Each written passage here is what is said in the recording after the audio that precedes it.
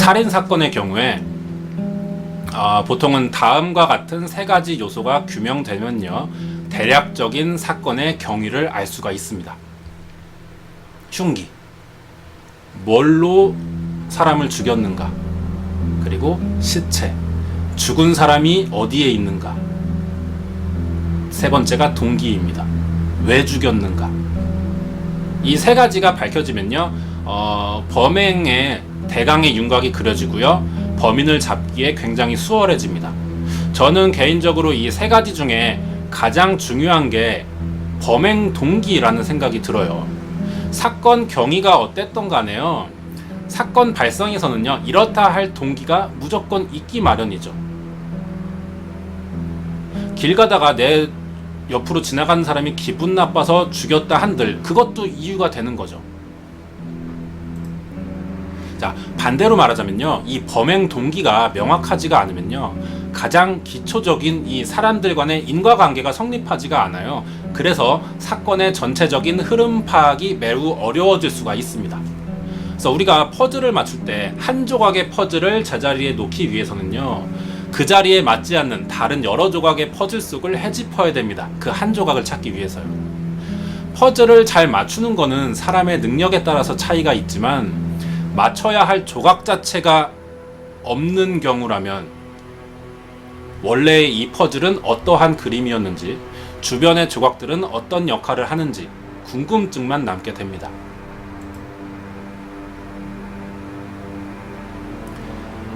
이 이야기는요, 2004년 5월 2일 새벽에 있었던 서천의 한 카센터에서 일어난 살인사건입니다. 충남 서천군의 읍내 상가에서요, 화재 사건이 일어났어요. 당시의 사진입니다. 화재 사고로 주변 상가들이 대부분 전소돼 버렸어요. 전부 다 타버렸어요. 이런 일이 발생을 했습니다. 밤중에 일어난 큰 화재 사건이었는데 큰 인명피해가 날 수가 있었어요. 그런데 대부분의 사람들은요, 큰 소란에 잠이 깨서 건물 밖으로 무사히 빠져나올 수 있었고요, 다행히 피해를 줄일 수가 있었습니다. 그런데 이 전소 후에요, 잔해를 이제 조사하는 과정에서, 불이 왜 났는지 알아야 되니까요, 조사하는 과정에서 세 구의 시체가 발견되었어요.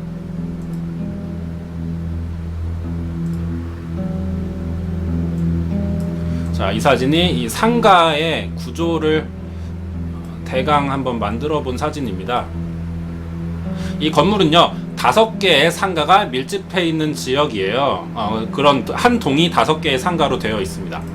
자, 이 세 구의 시체는요, 모두 가장 오른편에 있는 이 카센터에서 발견이 되었어요. 카센터 내부의 사진이 이렇습니다. 이 카센터 내부 구조예요.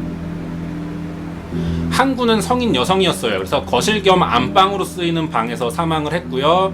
그리고 자녀로 추정되는 아이 2명이 아이들 방에서 둘이, 쌍둥이라고 해요, 둘이 동시에 사망을 했던 거죠. 이 카센터의 주인은요, 김씨라고 해요. 새벽에 낚시를 갔다 온 사이에 이 화재 사건이 벌어진 겁니다. 이제 경찰이 해야 될 일은요, 이 가족인 김씨의 조사를 통해서 사건을 풀어가면 되는 거예요. 그런데 갑자기 이 농기구 가게의 주인인 장씨가 나타나서 이 타 죽은 여자의 시체가 자기의 부인이라고 주장하기 시작합니다. 이상하죠?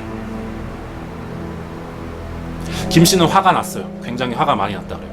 가족을 몽땅 잃은 것도 슬픈데 갑자기 웬 남자가 나타나서 죽은 자기 아내가 자기 아내라며 뺏어가려고 하는 것처럼 생각이 들었던 거죠. 이 사망자 여성을 두고요, 이 카센터 주인 김씨랑 농기구 가게 주인인 장씨가 서로 화재 현장 앞에서 실랑이를 벌이기 시작합니다. 서로 자기의 아내다 라면서요. 그러면은 이 죽은 여성의 DNA를 확인하면 간단히 해결됩니다. DNA를 조사했죠. 자, 다시 보여드릴게요. 자, 이 안에서 사망한 이 쌍둥이 아이들은요, 카센터 주인인 김씨의 아이들이 맞았어요.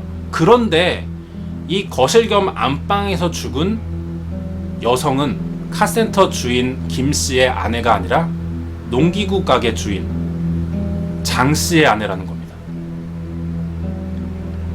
이해할 수 없는 사건이 벌어진 거예요. 대체 왜 어째서 이 장 씨의 아내가 다른 사람의 집에 가서 숨진 걸까요? 그것도 새벽에. 뭐 이렇게 생각을 해볼 수 있어요.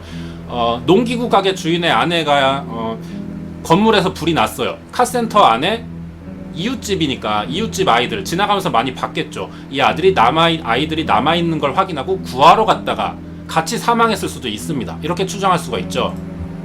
자, 그런데요, 이전에 먼저 확인해야 될 게 있어요. 전신이 완전히 다 타버렸어요. 시신이 불에 타서 이 시체가 누구인지를 눈으로는 신원을 확인할 수가 없는 상황이었는데, 어째서 이 농기구 가게 주인 장 씨가 카센터에 있는 게 이 여자가 자기의 아내라고 확신할 수 있었을까요? 가족이라서 그럴 수 있겠죠. 왜 그런 경우가 있어요. 이 물리적으로는 불가능한 어떤 현상이나 이런 경우들을 가족 관계인, 이런 밀접한 관계인 경우에는요, 그냥 알아채는 경우가 있습니다. 직감 같은 걸로요. 그런 것들이 있잖아요. 말로는 설명할 수 없어요. 가끔 그런 일들이 일어납니다. 그런데 이거는 어디까지나 주장이고요. 사건 조사를 하려면은 주장을 뒷받침할 증거나 증인이 반드시 있어야 돼요. 장 씨가 이 카센터에서 발견된 여성의 시체가 자신의 부인이라고 확신했던 이유는요, 자기 아들의 증언 때문입니다. 자, 사건 조사 중 농기구 가게 장 씨 아들의 증언을 읽어드릴게요. 5월 2일 사건 당일 자정이 지난 시간에 엄마가, 카센터에서 사망한 여성입니다. 엄마가 갑자기 어디서 전화를 왔는데 이걸 받고 급하게 나가더랍니다.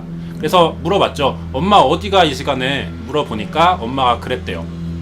카센터 아저씨 김씨가 사고 나서 거기 아줌마한테 전화가 왔어. 병원에 좀 같이 가달라고. 그래서 농기구 가게 아내인 정씨는 카센터로 간 거예요. 전화를 받고 같이 병원에 가기 위해서. 정씨가 이제 문 밖을 나설 때 아들이 배웅을 했다고 해요. 배웅을 하죠. 문이 열려 있으니까. 그리고 이제 엄마가 가는 걸 봤습니다. 근데 카센터 앞에 웬 낯선 사람들 몇 명이 카센터 앞에서 서성거리고 있더래요. 이 장씨의 아들은요, 이 장면까지 확인하고 엄마가 카센터 안으로 들어가는 것까지 보고요, 문을 닫고 집안에 다시 들어갔다고 합니다. 이 낯선 사람들은 얼핏 들어보면은 뭐 교통사고가 났으니까 카센터 사장의 지인일 수가 있겠죠. 아는 사람들, 같이 병원에 가기 위해서 만났을 수가 있겠죠. 자, 그런데 이후에 엄마가 돌아오지 않는 거예요. 정씨가. 그래서 자다가 깨다 뭐 이렇게 기다리다가 했답니다. 그러다가 새벽 2시경에 갑자기 폭죽이 터지는 소리가 들려왔습니다. 그래서 이 농기계 수리점 주인 장씨가 문을 열고 밖으로 나왔대요. 그러니까 카센터 쪽에서 불이 치솟고 있는 걸 확인합니다. 그 뒤로 불이 금방 꺼지지 않고 불은 이 상가 전체를 태운 뒤에 꺼진 겁니다. 농기구 가게 장씨는요, 착잡해진 마음으로 카센터 쪽으로 갔더니 교통사고가 나서 병원에 있는 줄 알고 있었던 카센터 주인 김씨가요, 멀쩡히 살아서 카센터 앞에서 발을 막 동동 구르고 있었더라는 겁니다. 뭐 이해할 수가 없어요, 이 상황들을. 그런데 어쨌든 이 카센터 안에서 사망한 여성의 DNA는요, 분명 농기구 가게 주인 장씨의 아내인 거를 가리키고 있어요. 자, 사건을 다시 한번 정리해 볼게요. 농기구 가게 부부는요, 남편인 장씨입니다. 그리고 아내는 정씨예요. 자, 그리고 카센터 부부는요, 남편이 김씨이고요.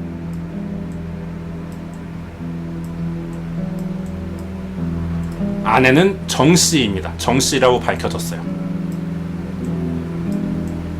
남편이 교통사고가 났으니 병원에 좀 같이 가자. 그래서 정씨가 집 밖을 나와서 카센터로 들어갑니다. 그리고 시간이 좀 지나서 새벽에 장씨는 폭죽 소리를 듣고 농기구 수리점에서 바깥으로 나와보니 카센터 주변에서 불이 나면서 순식간에 이 상가 전체가 불에 타버렸다는 겁니다. 그리고 김씨가 돌아와서 화재 현장을 봤을 때 자신의 집에 사망해 있던 여성이 자기 부인인 줄 알았지만 실제로 DNA를 확인해 보니 농기계 수리점의 정씨라는 거죠.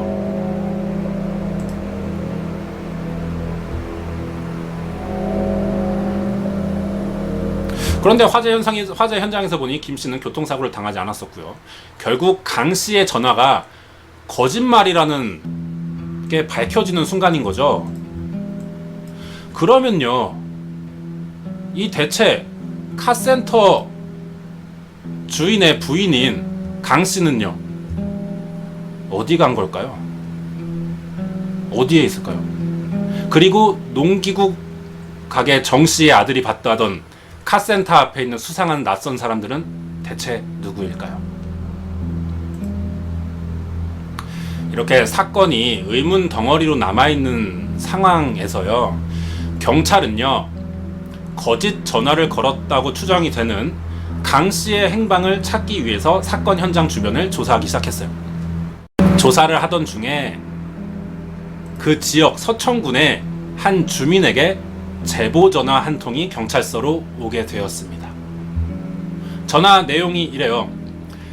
화재 현장으로부터 멀리 떨어진 저수지 근처에서 피 묻은 여성용 점퍼와 목에 구멍이 뚫려 있는 트레이닝복 상의를 발견했다고 제보 전화가 왔습니다. 실제로 그곳에 경찰들이 가보니 옷이 있었더라는 거예요. 그리고 이 옷을요, 카센터 주인 김씨한테 보여주니까 자기 아내인 강씨의 옷인 게 확인이 되었어요.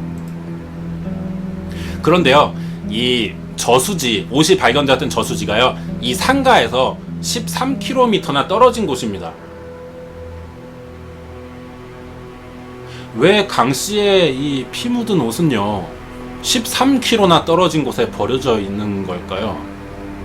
차로 이동을 해도 이건 한참을 가야 되는 거리입니다. 자, 옷은 발견되었어요. 하지만 강씨의 신원은 여전히 불확실한 상태로 남아 있습니다. 경찰은 다시 강씨를 쫓기 시작했어요. 8일간 수색을 한 끝에 피 묻은 옷이 발견돼 있는 저수지로부터 1.5km, 그리고 이 상가 화재 현장으로부터는 10km 떨어져 있는 곳에 하천에서요, 강씨의 시신을 확인할 수가 있었습니다. 실제로 이제 시신을 조사해 보니 트레이닝복처럼 목에 예리한 흉기로 관통이 되어서 죽어 있었다는 거예요. 그리고 버려졌다는 거죠. 그렇게 추정이 됐고요. 그런데 여기는 이제 하천에 버려졌잖아요. 그래서 오랫동안 물에 닿아 있어서요, 시체가 불었어요. 그래서 사망 시간을 추정하는 것은 불가능했습니다. 모든 사건이 다 드러났어요. 사건 개요가 이렇습니다. 2004년 5월 2일 새벽 2시경에 장소는 충남 서천군의 카센터에서 피해자는요, 농기구 부인 정씨와 카센터 부인 강씨이고요. 강씨의 쌍둥이 자녀 2명입니다. 사망 원인은 정씨와 강씨의 자녀 2명은요, 농기구 부인 정씨와 3명이 함께 불에 타서 사망한 거고요. 강씨는 흉기에 찔려서 숨진 채 하천에서 발견됐습니다.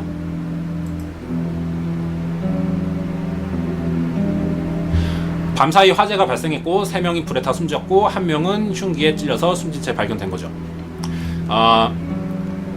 신고 경위는 인근 주민이 화재를 목격해서 신고를 한 걸로 되어 있어요. 사건 자체는 이 시점에서 끝이 나요. 이제 이거를 가지고 조사를 하면서 범인을 지목하면 되는 겁니다. 의문점이 크게 3가지예요. 불이 나는 경우는 크게 3가지로 볼 수 있습니다. 자연발화, 사고, 의도적 방화가 되겠습니다.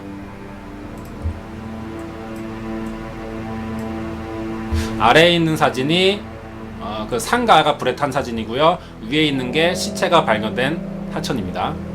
자, 강 씨의 시체가 이 하천에서 발견되기 전까지는요, 자연발화, 사고, 의도적 방화, 이 세 가지가 모두 가능성이 있었어요. 하지만 강 씨가 흉기에 찔린 채로 죽어서 발견이 됐기 때문에 이 화재는요, 단순 자연발화, 사고가 아니라 의도적 방화로 인한 사망 사건과 관련이 있다는 걸로 잠정 결론을 내립니다.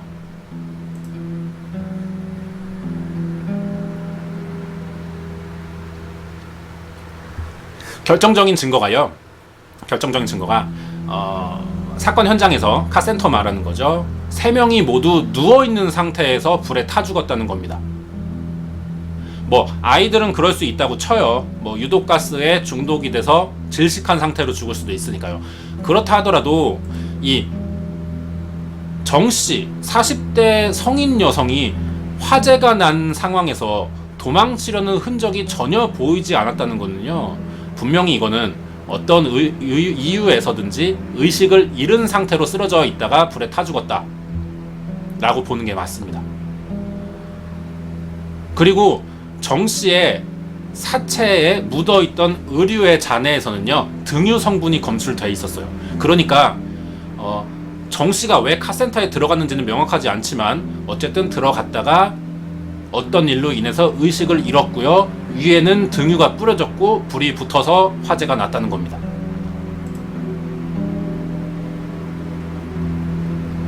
화재는 아마 증거를 없애기 위함이 아닐까 싶어요. 자, 두 번째는 낯선 방문객들에 대한 이야기예요.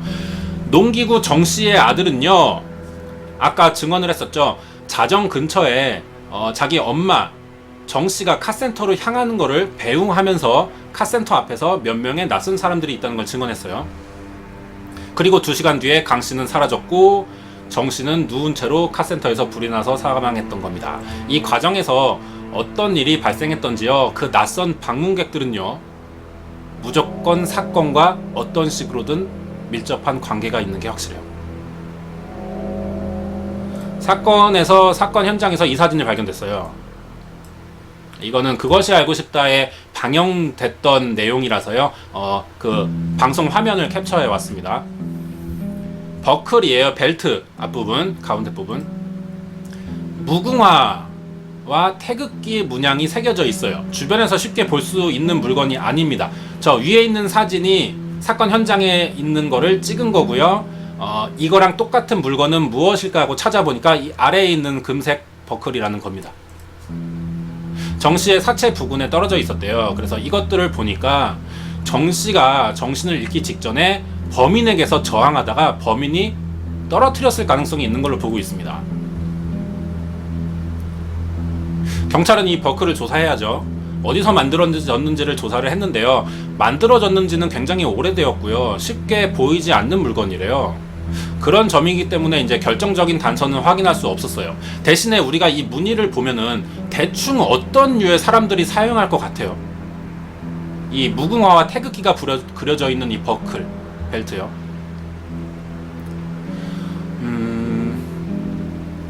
아마 이런 문양을 봤을 때 6.25 참전 군인 아니면은 베트남 참전 군인 혹은 뭐 고위 공직 공무원들 물건들의 가능성이 있죠. 우리가 이런 것들이 연상되잖아요.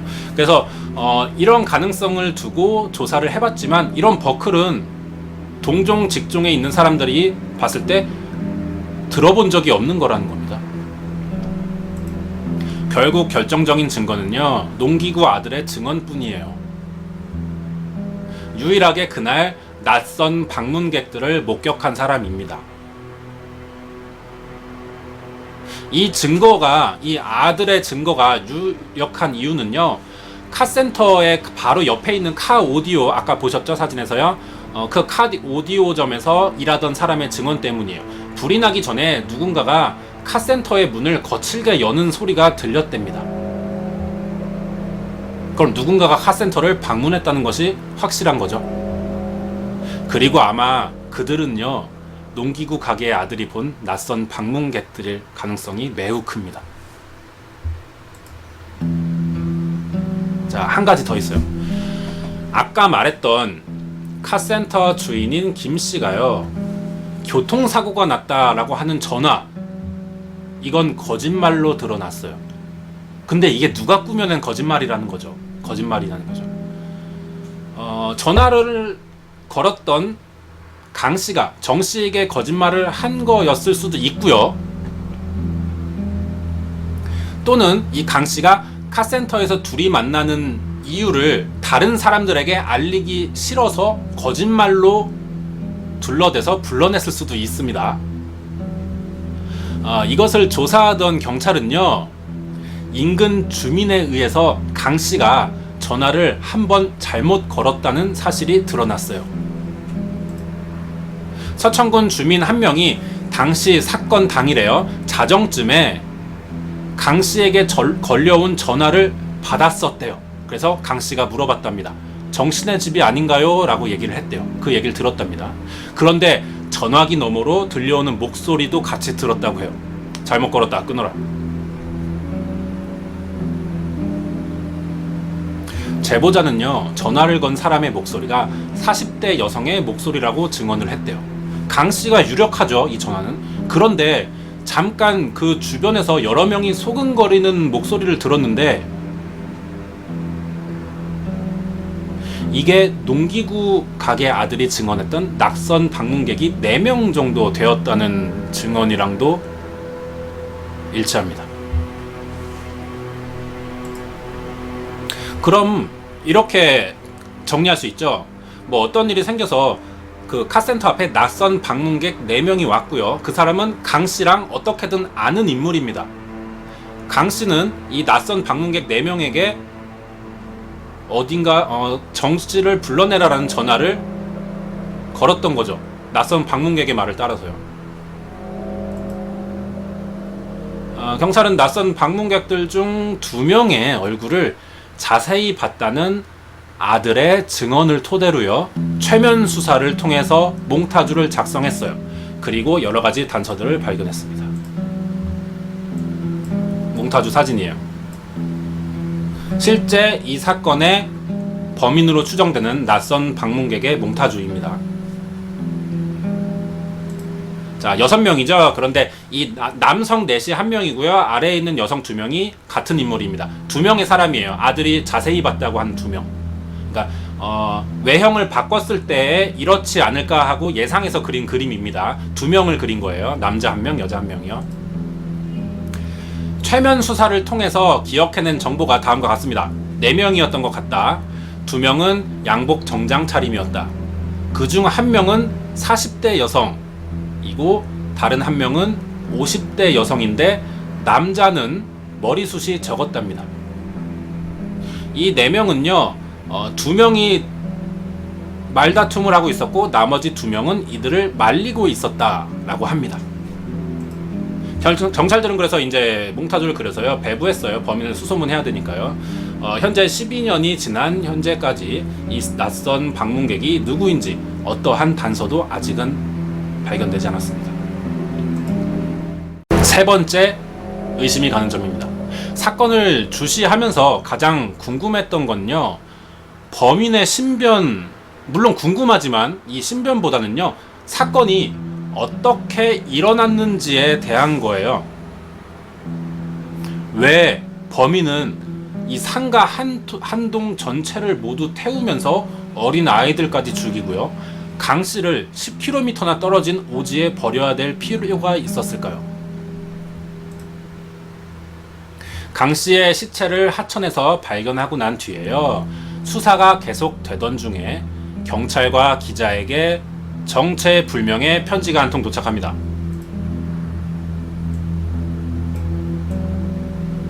이 편지예요. 실제로 기자와 경찰서에 온 편지랍니다. 알아보기가 좀 힘들죠? 너무 예전 사진이기도 하고요. 픽셀이 많이 깨지는 것 같아요. 자, 알아보기가 좀 힘든데 대충 내용을 정리해보면은 그렇습니다. 편지 내용이에요. 이번 사건은 나를 두고 정 씨와 강 씨가 사랑 싸움을 하다 벌어진 일이다. 시체는 개천에 있다. 죄송하다. 불은 농기계 가게 부인 정씨가 지른 것이다. 나는 외국으로 갈 것이다. 이 편지를 받았을 때쯤에는 나는 한국에 없을 것이다. 라는 내용입니다. 전문가한테 이 편지를요, 정밀 분석을 맡겼습니다. 의뢰를 했어요. 그러니까 이 편지를 쓴 사람은요, 사과를 반복하면서 썼기 때문에 직접적이나 간접적으로든 자신과 관계가 있다라고 생각을 하는 것처럼 보인대요. 그렇기 때문에 이 필적은요, 오른손잡이가 의도적으로 왼손으로 글씨를 써서 자기의 필체를 감춘 치밀함을 보였다는 걸로 드러났습니다. 그리고 왠지는 모르겠지만 무의식적으로 정 씨에게 이 사건의 모든 책임을 전가하려 한다는 것으로 추측이 되기도 했답니다. 원래 장기간 해결되지 않는 수사인 경우에는요, 이 장난 제보 같은 것들이 굉장히 많이 들어옵니다. 그렇죠. 그런 경우가 있잖아요. 이번에도 이게 장난 편지처럼 생각을 할 수도 있겠지만요, 시체의 위치가 발견된 사실 또는 왼손으로 써서 자기의 정체를 감추려고 했던 걸로 봐서요, 이 편지를 쓴 사람은 어떤 식으로든 이 사건과 관계가 있다는 게 확실해 보입니다. 결국 이 사건이요, 의문점만 남기고 수사가 종료가 되었어요. 2011년에 충남경찰청에서 장기미제 사건 전담반을 만들게 되면서 다시 이 사건의 조사를 재시작했습니다. 이 편지를 쓴 사람은요, 과연 낯선 방문객들이랑 관계가 있을까요?